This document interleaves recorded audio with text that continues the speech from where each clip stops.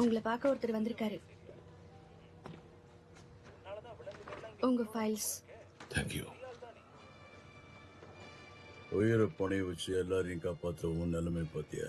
குழந்தைங்க சாப்பிடுறத சாப்பிட்டுட்டு பழைய டிவி ஷோவை பார்த்துட்டு இருக்க.